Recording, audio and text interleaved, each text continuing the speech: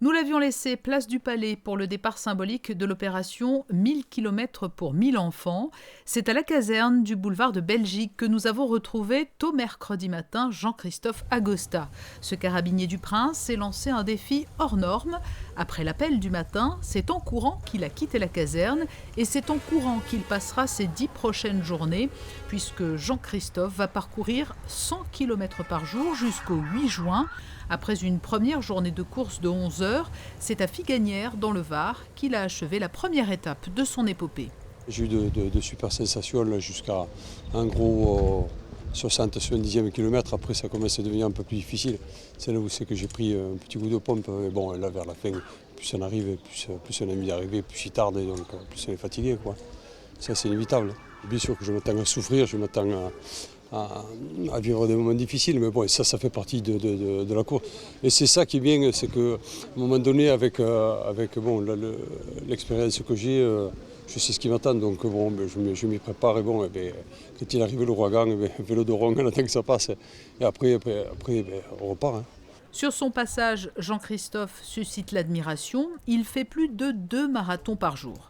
Il faut sacrément avoir envie de défendre quelque chose pour se lancer dans une affaire pareille. Hein. Mais bon, il est clair que c'est un sportif, il est clair qu'il a le soutien de toute la principauté derrière lui et de toute la France aussi.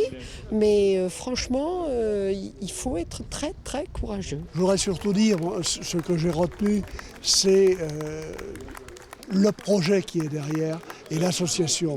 Je trouve qu'effectivement aujourd'hui, il est particulièrement important que le citoyen se saisisse de tout un tas de choses qu'on ne peut pas demander à l'État qui que ce soit d'assurer. Et donc c'est ça aussi qui va nous créer du lien.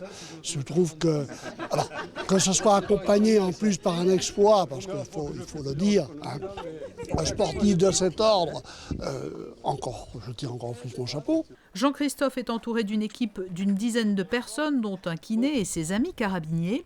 Ils sont là pour assurer sa sécurité sur les routes et lui apporter un soutien moral. C'est une émotion énorme. En fait, il faut voir que Jean-Christ, depuis qu'on est parti ce matin à 7h, il n'a pas eu de baisse de régime.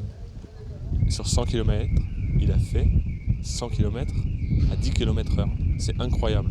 Il faut voir que depuis Cagnes-sur-Mer, on n'a fait que monter. Donc à Cagnes, on était à peu près à 35 km. Le reste, c'est que de la montée jusqu'à Figanières. C'est incroyable. Il a une force mentale et une force physique vraiment exceptionnelle. Vous lui parlez, comment ça se passe pendant une journée de course ? Alors en fait, comme vous l'avez expliqué, moi je suis dans la voiture suiveuse avec notre kiné, Sylvain. Et suivant la difficulté du parcours, de l'itinéraire, je vais descendre et je vais l'accompagner pour courir avec lui, pour lui indiquer les croisements, éventuellement les sens interdits qu'il doit prendre en courant, mais que nous on ne peut pas emprunter en voiture. Et aujourd'hui je l'accompagne dans pas mal de montées pour ne pas le laisser seul, parce qu'à un moment, j'imagine, il ne le dira jamais, ça va être quand même difficile, mais il ne le montre pas. Au lendemain de cette étape à Figanières, Jean-Christophe a pris la direction de Mérargues. La météo est avec lui. Il n'a pour l'heure pas été freiné par les intempéries. Il est attendu le 8 juin, place Vendôme à Paris.